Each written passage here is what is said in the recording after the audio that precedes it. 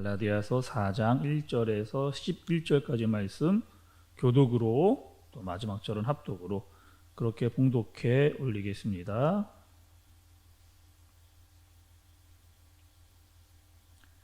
내가 또 말하노니 유업을 이을 자가 모든 것의 주인이나 어렸을 동안에는 종과 다름이 없어서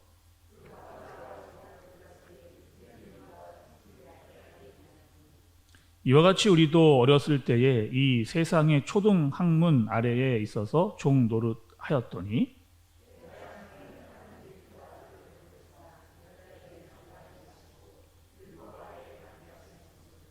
율법 아래에 있는 자들을 속량하시고 우리로 아들의 명분을 얻게 하려 하심이라.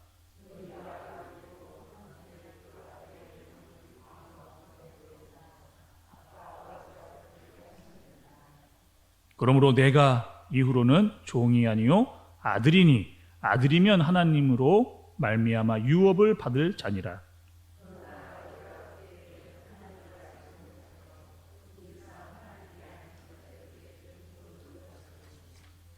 이제 너희가 하나님을 알 뿐 아니라 더욱이 하나님이 아신 바 되었거늘 어찌하여 다시 약하고 천박한 초등 학문으로 돌아가서 다시 그들에게 종 노릇하려 하느냐.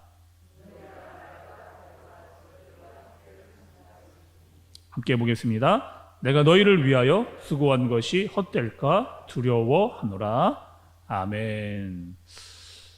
우리가 태어나서 또 살아가면서 여러 가지 과정을 거치게 됩니다. 태어났을 때는 아주 어린아이의 모습으로 우리가 태어나죠. 그때는 엄마가 아니면 아무것도 할 수 없는, 또 엄마가 있어야만 살 수 있는 그런 때입니다. 또 조금 커서 유년기를 보내게 됩니다. 그때는 조금 아이들이 좀 커서 말귀를 알아들을 수 있는 좀 사람으로 성장이 되죠. 그리고 내가 누구인가를 생각할 수 있는 청소년기를 또 거치게 됩니다. 또 이때는요, 사춘기를 지내면서 이 몸과 마음에 또 다양한 변화를 겪기도 하고 내가 누구인가에 대해서 생각을 참 많이 하는 그런 시기입니다. 그리고 대학교를 가기도 하고 또 누구는 취업을 하기도 하고 결혼을 하고 출산을 하기도 하면서 인생의 다양한 경험들을 우리가 이렇게 하면서 살아가고 있죠. 여러분, 지금까지 살아오시면서 내 인생에서 가장 큰 변화를 주었을 때, 우리가 태어나서 지금 이 나이를 먹을 때까지 나에게 가장 큰, 나에게 정말 이거는 인생의 아주 중요한 때였다라고 하는 생각되어지는 때가 여러분 언제인가 한번 지금 이 예배 시간에 생각을 좀 해보시죠. 언제 나는 내 인생의 가장 큰 때, 중요한 때를, 가장 큰 변화의 때를 겪었는가 한번 생각을 해보시면 좋겠습니다. 오늘은 말씀에서 두 가지에 대해서 언급을 하고 있습니다. 1절과 2절의 말씀을 다시 한번 보시면 또 내가 말하노니 유업을 이을 자가 모든 것의 주인이나 어렸을 때에는 종과 다름이 없어서 그가 아버지가 정한 때까지 후견인과 청지기 아래 있나니 이렇게 기록을 하고 있습니다. 바울이요 두 시기를 이야기하고 있어요. 어렸을 동안과 또 아버지가 정한 때 두 시기를 이야기합니다. 좀 더 좀 쉽게 말하면 아주 어렸을 때와 성인이 되었을 때 이 두 시기를 이야기를 해주고 있는 겁니다. 그 당시에 로마에는 여러분 이런 문화가 있었다고 합니다. 로마의 가정에 내 다음에 이제 아들이 내 모든 것들을 상속을 받아야 되는데 이 아이가 너무 나이가 어린 거예요. 그래서 이 아이에게 유산을 넘겨줘도 이것을 감당할 수 없는 나이이기 때문에 후견인을 세웠답니다. 그리고 어느 정도까지 이 아이가 클 때까지는 그 후견인 아래에 보호를 받을 수 있도록 하는 제도가 있었다라고 그래요. 그래서 그 많은 재산, 그 아버지가 가지고 있는 많은 재산이 내 거이지만 내 마음대로 할 수 없는 그런 시기, 마치 종과 같은 그런 시기를 말합니다. 그리고 그 아이가 이제 성장을 하게 되면 후견인이 가지고 있었던 모든 권리와 혜택을 상속을 해줄 때가 있다는 겁니다. 그러면 이제 후견인의 어떠한 영향력에서 벗어날 수 있게 되는 시기가 온다고 하는 거죠. 그러니까 이 얘기를 여러분 왜 말씀을 드리냐? 말씀을 좀 지금 해드렸던 것들을 정리해 보면 어린 상속자, 그러니까 이 어린 상속자는 믿음으로 하나님의 유업을 받게 되는 약속의 자녀들, 그러니까 너무 어린 상태에 있는 자녀들을 이야기한 바로 성도입니다. 후견인이라고 하는 것은 율법을 상징을 하고 있는 거죠. 그래서 어느 정도까지는 이 후견인의 지도와 보호가 필요한 시기를 이야기하고 있는 겁니다. 우리가 여러분 갈라디아서의 말씀을 이렇게 계속 읽고 들어오면서 율법에 대해서 너무나 많은 이야기를 계속해서 들어오고 있습니다. 왜 그리고 바울은 이 율법에 대해서 그렇게 많은 이야기를 하고 있는지에 대해서도 몇 차례 여러분께 말씀을 좀 드렸죠. 율법이 그들에게 굉장히 중요한 문제이었기 때문에, 또 굉장히 오랜 시간 동안 자신의 전통들로 지켜왔기 때문에, 또 벗어나기가 참 어려운 문제이기 때문에 바울은 그렇게 율법에 대해서 계속 언급을 해주고 있는 겁니다. 이제 여러분께서도 율법에 대해서 조금 이해를 좀 하셨을 것이라고 좀 생각이 되어지는데, 율법의 역할은 이런 거였죠. 하나님께서 율법을 주셨지만 그 율법을 다 지킬 수 없는 것이다. 그러니까 사람은 결국에 연약한 존재다라고 하는 것을 율법을 통해서 발견하는 것이다. 그래서 그 연약함을 통해서 우리가 죄인인 것을 깨닫고 그로 말미암아 반드시 우리를 구원할 분이 필요하다, 그리스도가 필요하다라는 것을 깨닫게 하는 것, 그것이 율법의 역할이다라고 말씀을 드렸습니다. 또 여러분, 그 로마 시대를 좀 더 한 번 더 말씀을 좀 드리면, 이 로마 시대에는 그 아들이 성년이 되면 토가라고 하는 선물을 줬다고 합니다. 토가라고 하는 것은 여러분 그 로마 영화를 좀 보시게 되면 그 다 큰 성인들이 자기 몸에 이렇게 두루마기처럼 걸치고 나오는 그런 겉옷들을 여러분 보신 경우들이 있으실 거예요. 그러니까 이 토가라고 하는 것을 입게 되면, 몸에 걸치게 되면, 이 사람은 이제 완전한 성인이 됐다. 또 모든 성인으로서 누릴 수 있는 권리를 가질 수 있게 됐다라고 하는 표시를 나타내는 겁니다. 그러니까 바울은 이러한 이야기를 그들에게 해주면서 아들이 때가 되면 이제 종이 아니라, 후견인의 아래에 있는 것이 아니라 아들로서 자신의 역할을 해야 될 때가 있다라고 하는 것을 바울이 이야기를 해주고 계신 겁니다. 여러분, 지금까지 이렇게 들어온 말씀, 제가 드린 말씀을 통해서 생각나는 것이 하나 있어야 되는데, 여러분 말씀을 들으시면서 이스라엘 백성들을 좀 생각해 보셔야 됩니다. 그러니까 이스라엘 백성들은 종으로 살았습니다. 종으로. 그러니까 애굽에서 완전히 노예로 살면서 그의 지배 아래 살 수밖에 없었던 사람들이죠. 근데 언제까지 그들은 애굽에서 종로로 노예로 살았느냐?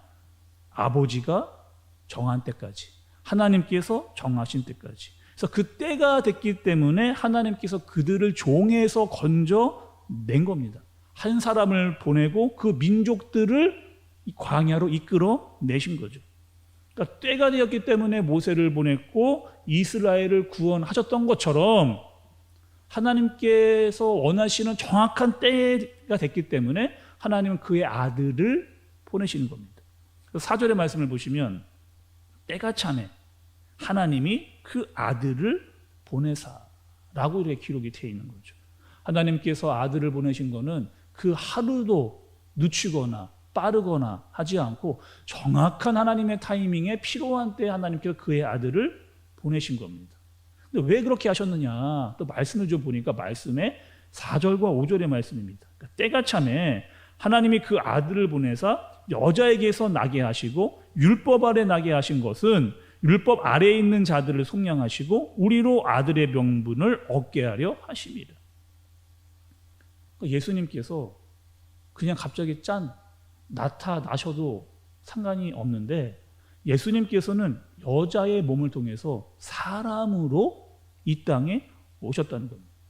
또 이 사람으로 오셨기 때문에 율법 아래에 놓일 수밖에 없었고, 또 율법이 요구하는 것을 지켜야 했습니다. 그러니까 예수님께서 이 사람으로 오셔서 그 율법을 다 지키셨어요. 모든 것을 다 완성을 하셨습니다. 그리고 이루어내신 거예요. 근데 왜 그렇게 하셨느냐? 율법 아래에 있었던 사람들을 구원해내기 위해서. 그러니까 속량했다라고 대가를 치르고 구원하기 위해서, 그리고 나서 그들을 자유한 사람들로 만들어내시기 위해서 예수님께서 그렇게 해주신 거죠. 그러니까 하나님의 목적은 우리를 예수 그리스도를 통해서 죄에서 자유를 얻게 하는, 율법에서 복음을 만나게 하는 그 일을 하나님께서 하고자 하셨던 겁니다. 언젠가 제가 영화 하나를 봤습니다. 노예 12년이라고 하는 영화를 제가 좀 봤어요. 그 영화의 내용은 이런 내용입니다. 흑인이 미국의 남부에 살고 있었습니다. 근데 이 북부에 살고 있었습니다. 근데 이 북부에서는 자유인으로 살았어요. 근데 이 흑인이 어떠한 일이 있어서 남부로 오게 됐다가 남부 사람들에게 체포가 됩니다. 노예로. 그러니까 북부에 살 때는 자유인으로 살았는데 남부로 일을 보러 왔다가 체포가 돼서 노예가 되는, 그러니까 갑자기 노예가 된 거예요. 그러니까 이루 말할 수 없는 고통을 당하기 시작합니다. 인간 이하의 취급을 당하죠. 개, 돼지 취급을 당하고 채찍으로 죽을 정도로 얻어맞는, 채찍에 맞는. 그리고 이 노예는요, 어떤 주인을 만나느냐에 따라서 그 인생이 완전히 달라지게 되는 겁니다. 특히 이 나쁜 주인을 만나면 한없이 애달픈 삶을 살 수밖에 없는 거죠. 그런데 그때 참 인정이 많고 돈이 많은 부자가 와서 엄청난 거금을 주고 그 노예를 사들입니다. 그러니까 내가 너를 지켜보았는데 너는 참 괜찮은 사람이다라고 인정을 해서 너를 불쌍히 여겨서 내가 너에게 자유를 주고 싶다라고 거금을 주고 그 종을 사서 노예의 증서를 찢어버리는, 그러니까 원래의 신분을 회복하고 노예에서 자유인이 된다는 것, 또 완전히 인생이 바뀐다고 하는 것, 인생이 새로워지는 것이 그 사람에게는 엄청난 일을 그가 만나게 되는 거예요. 정말 감사하고 놀랄 일인 거죠. 그리고 나를 그렇게 구출해준 그 사람에게 뭐 100번 절을 해도 그거 뭐 부족함이 없는 것이죠. 근데 그 부자가 또 와서 그 노예에게 이렇게 이야기하는 겁니다.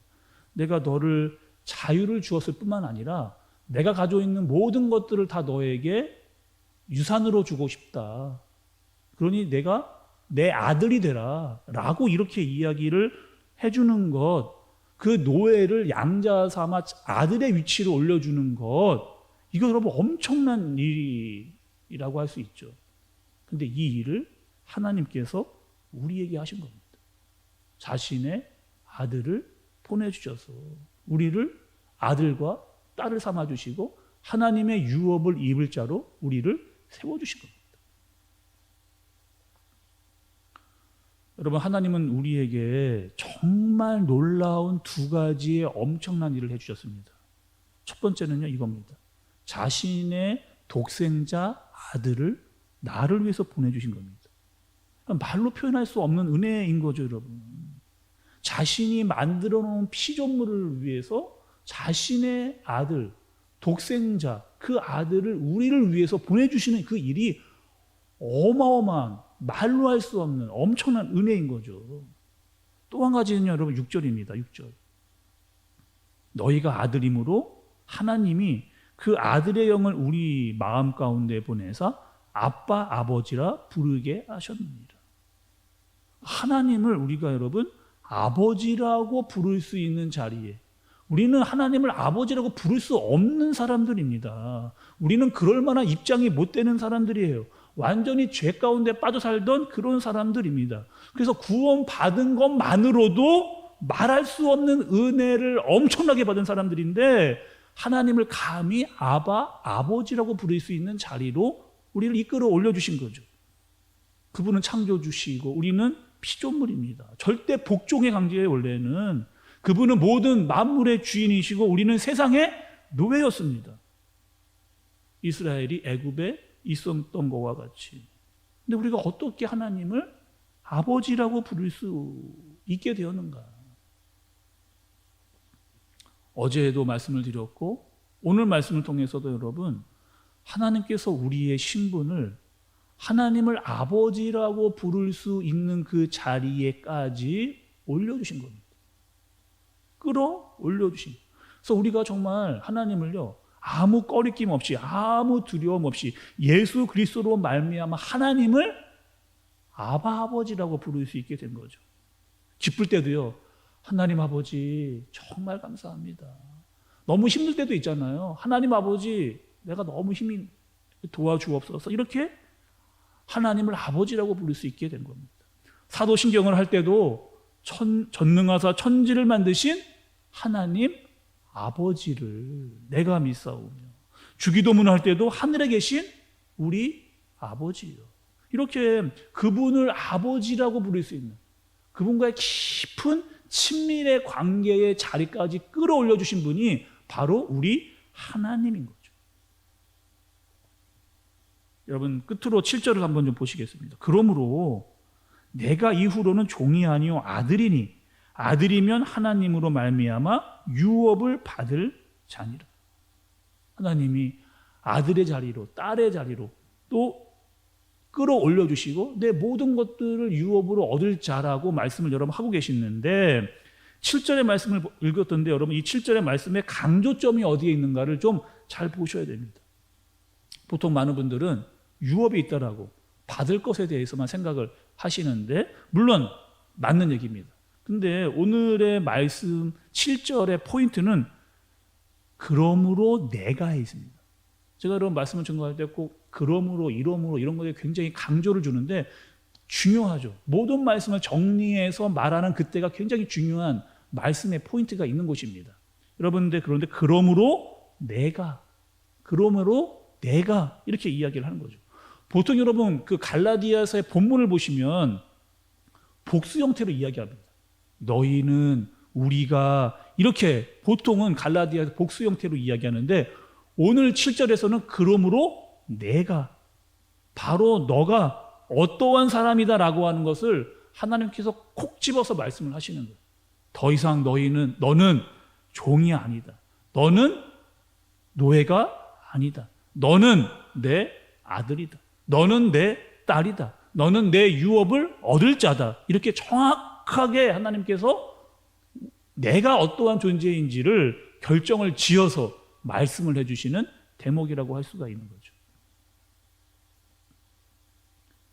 오늘 말씀 여러분 처음에 시작을 하면서 우리의 인생은 참 많은 인생의 과정을 거쳐온다라고 말씀을 드렸습니다.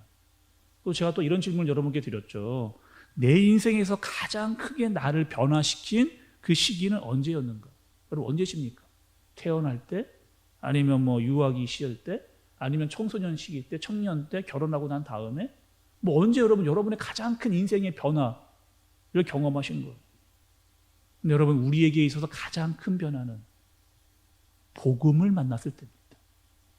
하나님의 자녀가 된, 하나님께서 우리를 부르셔서 하나님의 자녀의 자리까지 올려주셨던 그 사실을 깨닫게 된 그때, 그 복음이 나를 변화시키고 새로운 사람으로 새롭게 만들어준 그때가 우리의 인생의 가장 중요한 때요, 하나님께서 우리를 부르신 능력을 경험하는 때라고 하는 거죠.